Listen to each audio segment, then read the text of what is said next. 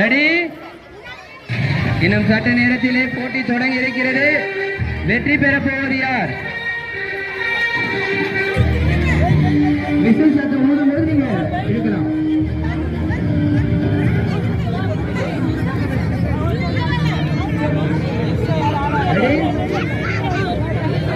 Whistle சத்தம் வந்த பிறகுதான் நீங்க தொடங்கலாம்.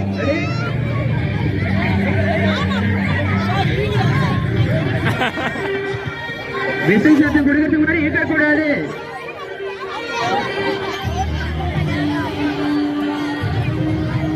மாணவர்கள் யாரும் இந்த போட்டியில் விசில் சத்தம் கொடுத்த பிறகுதான் நீங்க இழுக்க தொடங்கணும். விசில் சத்தம் தொடங்கிய பிறகு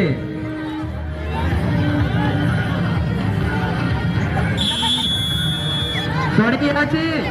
விறுவிறுப்பாக தற்பொழுது 2 அணி வீரர்களும் களத்தில் கையில் இழுத்துக் கொண்டிருக்கிறார்கள். வெற்றி பெற போவது யார்? வெற்றி பெற போவது யார்? சற்று நேரத்திலே நாம் தெரிவித்துக் கொண்டிருக்கிறோம். எதிர்ப்புறத்தில்